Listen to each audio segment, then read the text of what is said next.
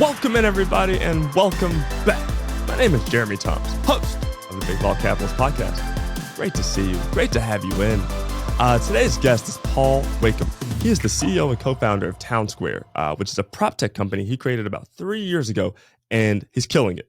And I'm so excited to have a tech CEO on the podcast because I think tech people, especially in tech, are really nimble and they're really creative in how they can, create value for other people, right? So, I mean, it's a high growth industry. And I think that sort of attitude is great for a podcast like this. You can learn not only from what he's doing in the technology and benefit from that, but his mindset is second to none when it comes to finding opportunity and taking advantage of it. And so I'm really excited to have him on the podcast. Stick around till the very end. Paul is what you would term a digital nomad. And hearing that story alone will blow your mind because he's living his best life. And it's all about freedom of choice. He chose to jump in a van with him and his wife, and they're just hitting up Airbnbs in the Mountain West whenever they want. Month here, 3 months there. It's a really cool story. And I hope you guys can stick around and hear that because I think that might be motivation enough for all of us to get after it. So without further ado, I want to bring in Paul. Let's go. All right, guys, and we're in there. Paul, man, thank you so much for jumping on with us, dude. I'm pumped to have you. I think people are going to love your story and love what you're into. So thank you for jumping on the pod with me. Yeah, no problem. Thanks for having me, Jeremy. I'm happy to be here. You are probably the less than 10, maybe right around 10th podcast I've ever done. So I'm getting used to this. Well, dude, I think that's probably 9 more than most other people have done. So that's awesome. I appreciate you even looping me into the fold, man. Well, before we really dive in, and I did a brief intro beforehand, but before we really dive in, I want to make sure people know you. And so can you give us just a little bit of background, where are you from? Where'd you grow up? And then also what did you get into early on in your career before you made the spin over to TwnSqr?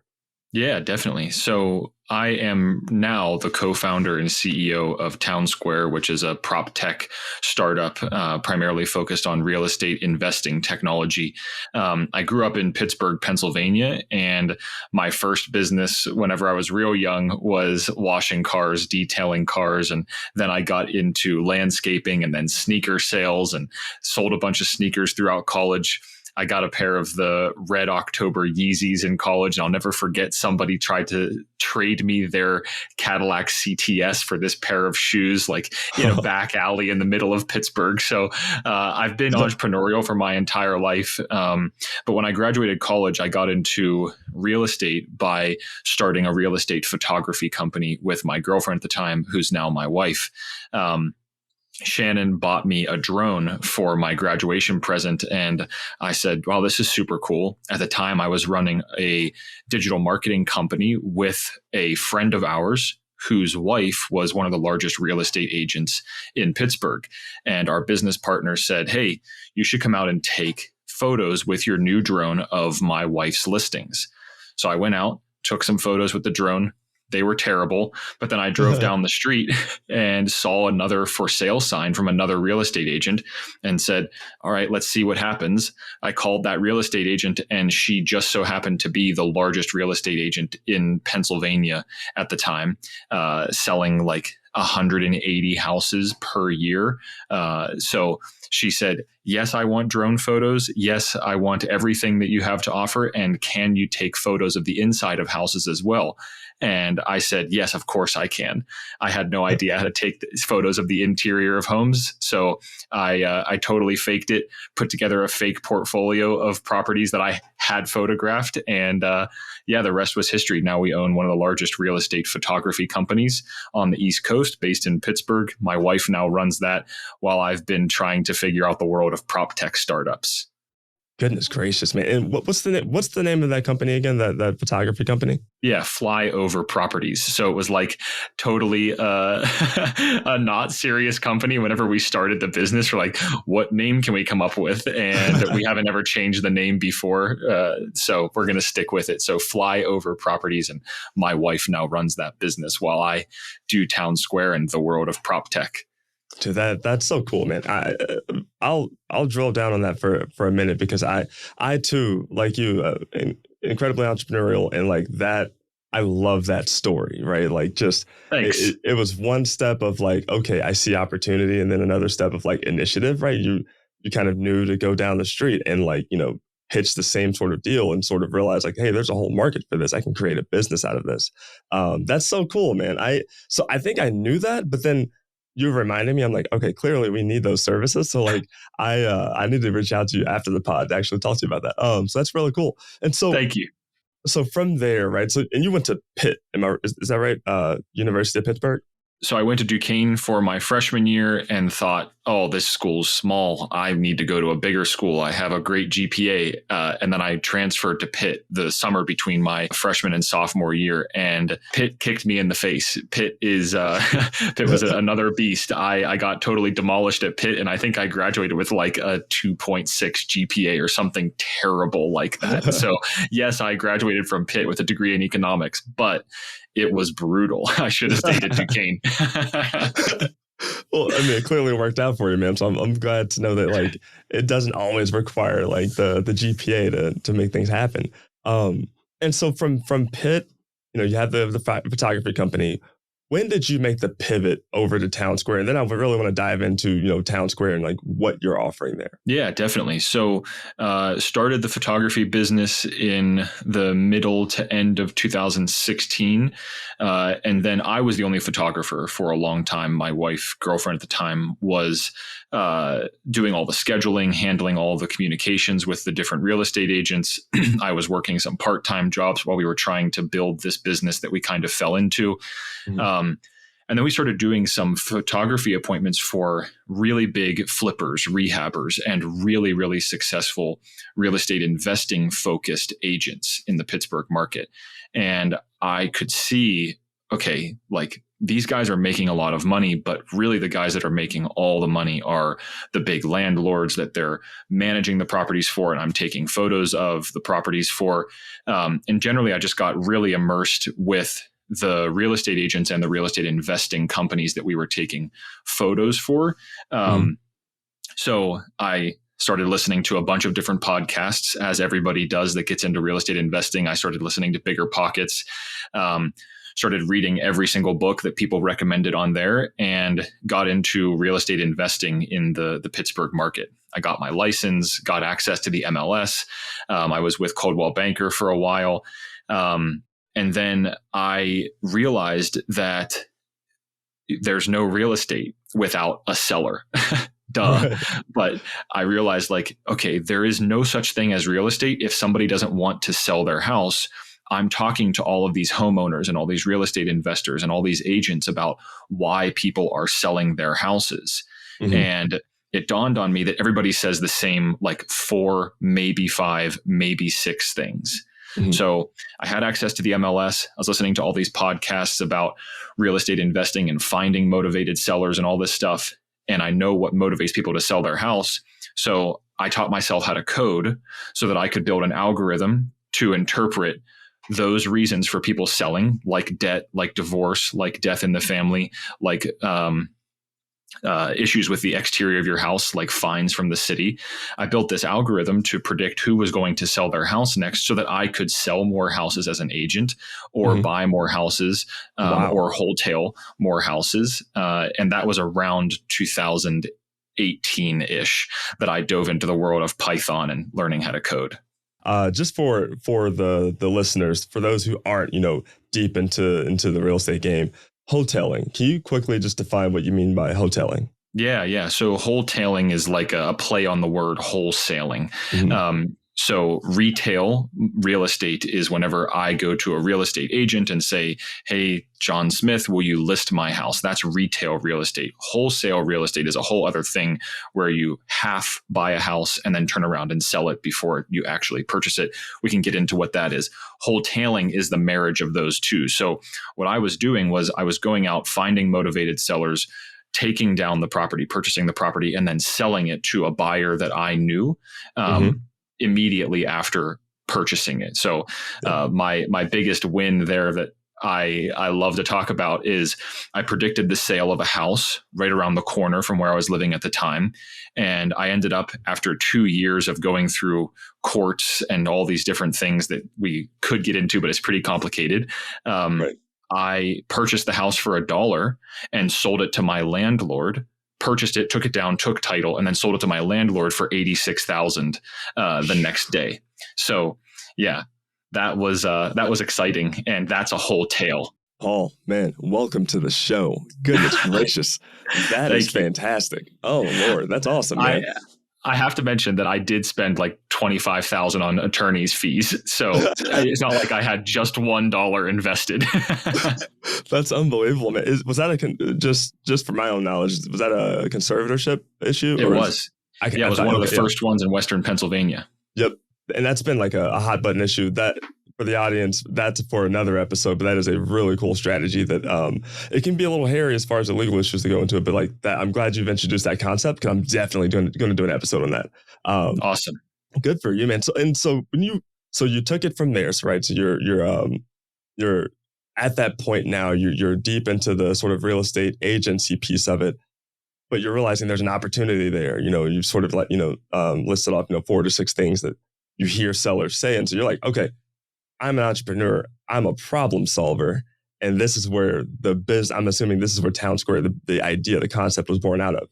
Yeah, definitely. So I'm super outdoorsy. And at the same time that I was teaching myself how to code, I was rock climbing a lot. And I met my co-founder. His name is Mitch. I met him while rock climbing through some other rock climbing friends. And Mitch is brilliant. I mean, I say I quote unquote taught myself how to code. I didn't teach myself anything I taught myself the first letter of the alphabet compared to the entire alphabet that Mitch knows. Right. So I met Mitch while rock climbing and said, hey, look at this deal that I just did. Look at this property that I just purchased. And I predicted that they were going to sell. At the same time, I was also getting into building some new construction real estate based on the predictive algorithm that I built. And Mitch said, that's not an algorithm. That's just a bunch of list stacking. Let's talk about how we can actually work together. So through some rock climbing and some good time spent after rock climbing with Mitch, I said, let's do this. Let's make a business together. Let's create what has become TwnSqr. But that started in the middle of 2019. Mitch quit his job so that we could create a truly predictive algorithm to predict who was going to sell their house next in Pittsburgh, Pennsylvania. Wow. Okay, let's dive into that further, man, because that is so cool. We're talking about PropTech, we're talking about predictive technologies. I mean, we're getting into the weeds, and that is awesome because that's something that I know I don't deal with regularly whatsoever, and I'm sure the majority of our listeners don't either. And so when you say that, so you created the software, you created the algorithm, and you kind of dove deep into that world. What was it like then? Moving from that step, right, where you have the concept, you have the sort of product. Now it's like, okay, bringing it to market. What was that like? Yeah, so we created this algorithm through the end of 2019, and I'll never forget. It was like January 13th or something like that, 2020. Right before the pandemic hit. I was driving around doing a photography appointment, picking up the slack for one of our photographers who wasn't on the job that day. And I got a call from Mitch and he said, dude, you're never going to believe it. We have 95% accuracy, meaning we could pull a list of 500 to 1,000 people that we would say 95% of them were going to sell their house in the next 6 to 12 months. So wow. We took that and we just ran a bunch of marketing against it for our own real estate investments. We did a bunch of direct mail. We did a bunch of text messages. We did a bunch of cold calling so that we could acquire those properties from the sellers that we predicted were going to sell and keep them for ourselves or wholetail them, buy them and then sell them for a profit. We did that through the beginning of the pandemic, but then the data became so inaccurate because of the pandemic that we decided to switch gears into what has become TwnSqr. But taking it to market was really just us activating the data, if you will. Right. Like, how do we take action on the data that we have? Just knowing that somebody's going to sell is cool, but doing the marketing correctly around it, building the processes as the data is just the top of the funnel. There's a bunch of stuff that has to happen after that to run a successful business. And it worked out well until the data was too bad because of the pandemic. Right. Have you seen this? I'm just curious. Have you seen a shift back? Assuming you're still, using this technology to sort of see who's No. Okay. Yeah. Wow. So we totally set the algorithm aside because in Pittsburgh, where we were working, CMU is based in Pittsburgh, and CMU did a project called WPRDC. I forget what it stands for, but WPRDC with Allegheny County, where they structured all the data. Like these super high level, brilliant computer engineers were structuring all of the publicly available data for Allegheny County. So that's why the algorithm was able to work, is because we had this accurate, up to date, constantly updating data structured by CMU's finest and brightest. Right. But then when the pandemic hit and they shut down real estate in Pennsylvania for 3 and 4 months at a time, like you couldn't even do a closing, all the data got messed up. Everybody that we thought was going to sell didn't sell. Everybody that we thought wasn't going to sell ended up selling. And we just decided that we're going to switch gears and truly create a tech company and not just a little business that was run on this algorithm. So we've set it totally aside and haven't revisited it. And so now, I mean, at this point, you've completely gone 100% committed to TwnSqr. And so let's talk about TwnSqr, because I think that the concept, when I first met you, when I even, heard about you and then, got a chance to jump on the phone with you, I was crazy impressed as far as like how you came up with the concept and then also like the benefit of it. And so I want to make sure people understand. Yeah, for sure, man.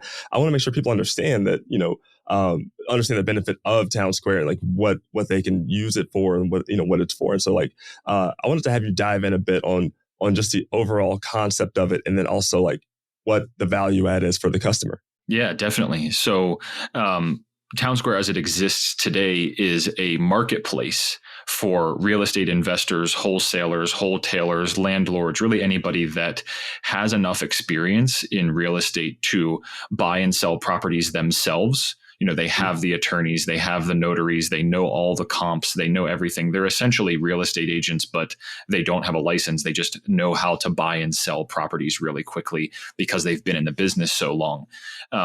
We've created this off-market marketplace for real estate investors to post their properties. But we've also noticed that just having a marketplace for people to throw their deals at, it's cool, but it's like, that's what Craigslist is. That's what Facebook Marketplace is. And I don't want to compete with Craigslist and Facebook Marketplace. So we've taken that marketplace that we built, and then we've built tools on top of that marketplace to support the real estate investors who engage with and bring those tools to the platform, like the ability to share properties with one another and leverage each other's assets on the platform, which we can get into. But yeah, at its core, TwnSqr is a real estate investors property marketplace with tools on top to support the real estate investors business. Awesome. And I want to dig into that a little bit, because the idea of sharing and the idea of sharing properties and leveraging, I want to dive into that. What do you mean by that? Yeah. So the defining tool of TwnSqr is that you can bring a property to the platform, and then you can bring your list of buyers. All these real estate investors have their own lists of buyers. And it might be your local attorney who's looking for an investment property, or it might be your doctor who's looking for an investment property, or it might be a gigantic hedge fund that's looking to purchase 10,000 properties in the next month all across the US, and you've made a relationship with them. So the real estate investors have their property. That's asset number one. Asset number two is the buyers that they have to sell that property to. So we allow the investor to bring both of those assets to TwnSqr and upload their property and upload their buyers list, is what it's called. And then we allow that user to send their property to their buyers list, so that you can send it out as an email, say to that attorney or say to that doctor who's looking for an investment property, hey, I'm Paul, here's my deal, buy it. Let's do this whole transaction through TwnSqr. So Gotcha. That's one of the defining tools. The other really cool thing that we've built is, because both of those assets, the property and the list full of buyers now sit inside of this technology platform. It kind of dawned on us that users should be able to share those assets with one another and give each other access to those assets. So what I can do on TwnSqr is I can say, hey, Jeremy, here's my deal. I see that you've uploaded your buyers list of 800 people in Pittsburgh. Can I share my deal, my property with your buyers? And if you say yes, I promise that I'll split my profit with you. We put together a joint venture agreement, and then you get to make money essentially by just having good relationships with your buyers. And I get to access buyers I wouldn't otherwise have access to through this digital tool to allow joint venture agreements to be established. That's an amazing idea, man. And you can do all of this within the app itself. That's right. That's fantastic, man. And so have you seen who's the typical investor that is, sort of uploading, the asset, right? The property they're looking to sell, and also their buyers list, right? Like I know you mentioned investors, but do you have a typical sort of like ideal investor who's doing this? Yeah. So we recently joined a bunch of masterminds of like top-notch wholesalers and landlords that have hundreds of properties to sell every month or every year. And that's usually what we're seeing is the guys that transact in high volume that keep their buyers continuously happy. They're the ones that are getting the most value from the platform. Gotcha. And so do you feel like at this point, I mean, because this is a full-on tech company, right? So I mean, you are looking at growth long-term. Do you feel like the growth long-term, are you going to branch out? Or because I find, entrepreneurs tend to want to touch everything, right? Like that's why they're entrepreneurs. So there's always something interesting. There's always, sort of like a dog chasing car, right? But like I think you've really kind of drilled down on like a really solid value add point, right? Yeah. And so you're growing this company. What do you see as far as like in the future for the company? How big do you want to go? Yeah. So I want to own the off-market inventory. And anytime anybody is looking for a house to buy, like the first thing you think of is I'm going to call my real estate agent or I'm going to look on Zillow. Most of the time it's I'm going to Google my address on Zillow and it's going to pop up. I want to position TwnSqr as, there's 1.4 million transactions that happen every year around the country that aren't in the hands of real estate agents because you have these real estate professionals that know enough about real estate to transact off market. So I want to capture as many of those 1.4 million off market transactions on TwnSqr by providing value to those real estate professionals so that one day maybe we'll get acquired or we can figure out how to add even more value to our customers that bring those 1.4 million transactions to the platform. So I don't know if I know for sure I won't touch the retail space. Real estate agents deserve a lot of credit for what they do. I don't want to deal with retail sellers. I want to stay in the real estate investing lane. We tried the retail route. We tried to play in the real estate agent world and it didn't work out. So yeah, I want to own off-market inventory or have TwnSqr own off-market inventory so that when somebody looks for a house, they look on Zillow for real estate agent controlled properties. And if they want an investment property, they look on TwnSqr. That's fantastic, man. I love it. I love it because, as a startup, you can be nimble, right? Like you can pivot where you need to. I mean, the pandemic is a perfect time and a perfect example of how you have to be nimble, and sort of, and then as you get bigger and bigger and you staff up and you start having, all of these obligations, you become sort of like the Titanic. You can't really shift very quickly, and so, and not that it's necessarily a bad thing, but it becomes harder, right? And so you've been in the early stage of this company, so you've been able to pivot where you've needed to and really find that value point for your customers. I think it's fantastic where you've ended up. Thank you. Yeah, it's definitely the biggest learning that I've had since really moving away from being the primary photographer at the photography company and getting into this world of real estate technology is that like this ability to move nimbly is super important. And I've done it 4 or 5 times now since trying to build a tech company. I mentioned that we were in the retail space, and I think that's whenever you and I first met, is we were running this like retail kind of marketplace, and we were connecting retail sellers with retail agents, and full stop, it didn't work. It straight up didn't work. And we said, wipe our hands clean of this and go to the off market, go to the real estate investing world where we know how to play. Absolutely, man. And I love it because that's a good segue. I think one of the things I loved about meeting you is you had that entrepreneurial energy. And you can always tell, right? Like when you start talking to entrepreneurs, you can feel like a different energy in the room, and you had that, right? It's that like that vibe of like, I refuse to fail, So I wanted to kind of chime in, or I wanted to dive in, to your psyche a little bit, and talk about your mindset, what got you to this point, what's getting you to the next point, what's driving you to, to one day be acquired, and get to that level. And it probably goes all the way back to like from when you were young, that entrepreneurial sort of mindset, that curiosity that then forms itself into, an enterprise. What would you say has like been your driving belief, or sort of like your driving motivation coming through, not only this company, but the photography company, and just getting up to these points? What would you say, what would you attribute that to? Like, what's that sort of like belief system you have? Yeah, I think that it really all comes back to whenever I was in middle school and high school, I was like seeing my friends, and I know it sounds weird, but like I was seeing my friends go out and like get jobs at Dick's Sporting Goods or get jobs at McDonald's or Sonic.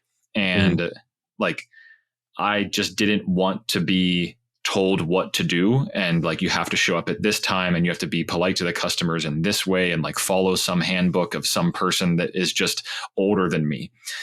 So through that, I decided, okay, let me see what I can do with a lawnmower and a wheelbarrow full of mulch. And then I created a landscaping company. And it was like whenever I was young and I saw all of my friends not enjoying what they were doing and not making any money doing those jobs. But then I was with my brother and with my best friends and out there like doing hard labor as a landscaper, but in complete control over what I was doing. And if I woke up, drove around and put flyers in people's mailboxes and I worked really hard, I knew that at the end of the day, I had freedom to do whatever I wanted. Whereas my friends that were going to work at the other drive-throughs or Dick's Sporting Goods, they didn't have as much freedom. So yeah, I think the thing that drives me is just that. It's just pure freedom. I want to be able to do exactly what I want to do whenever I want to do it. And the only thing that I've known to get me there is just brutally hard work. That's about it. I love it, man, because I know exactly what you mean, right? And sometimes it's hard to even explain what you mean when you say hard work, because people have varying ideas of what hard work is, like varying degrees, right?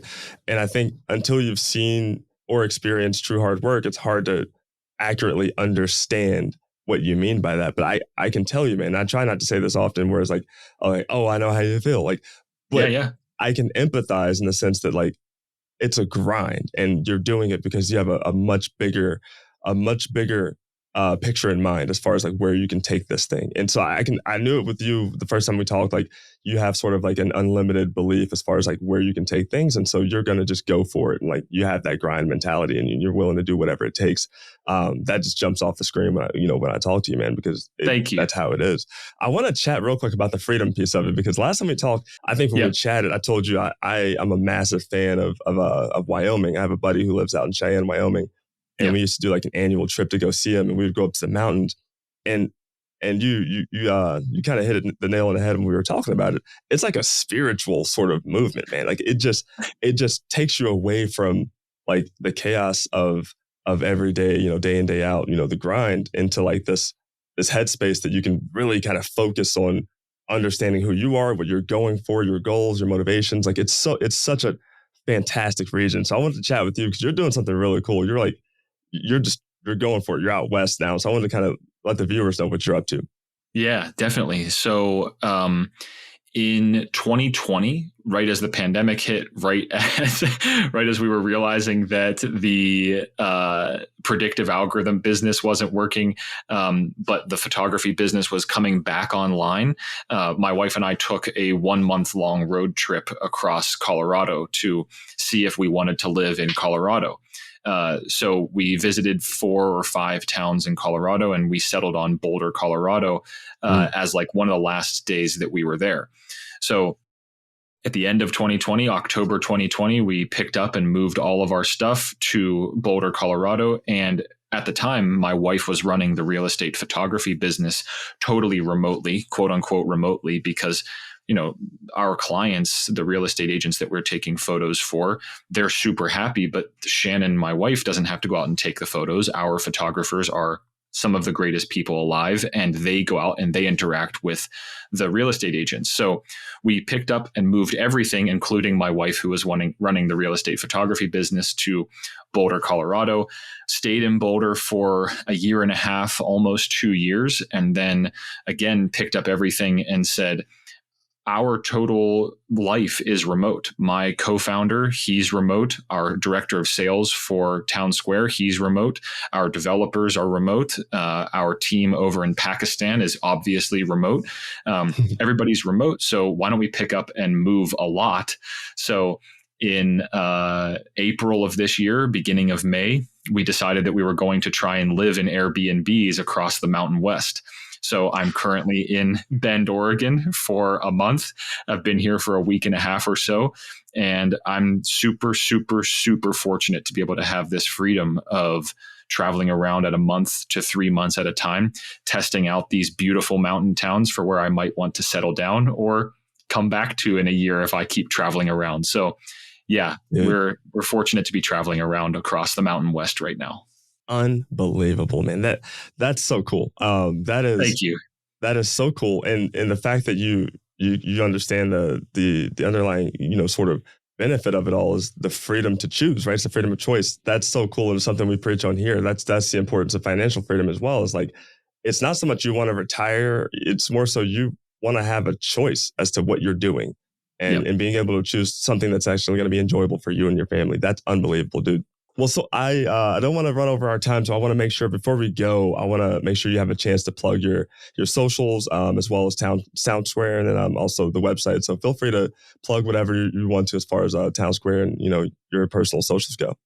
Thank you. Yeah. So I'm, my friends think I'm like a 65-year-old retired person because I personally don't have social media. I try to focus all of my time and all of my effort on TwnSqr. We're raising venture capital for this. So I have other people's money at work and other people's money, making sure that I focus every single bit of my effort on TwnSqr. So you can find TwnSqr at TwnSqr. You can find our platform at TwnSqr.com. And if you want to connect with me on social media, you can find me on LinkedIn. I love it, man. We're like kindred spirits in that way. I am the same way. Like before we launched all of this, I was just a guy. I was a ghost in society.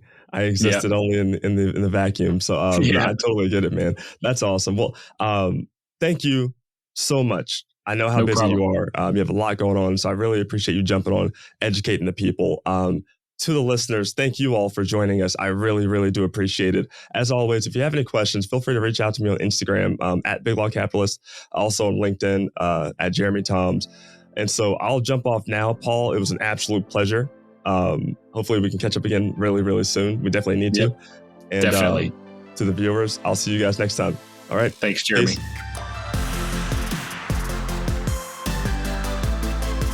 All right, we did it. Thank you so much for joining me for this week's episode. I really, really do appreciate it.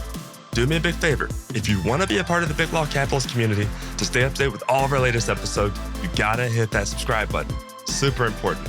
But I can't thank you enough for joining me this week. I'll see you next time. Peace.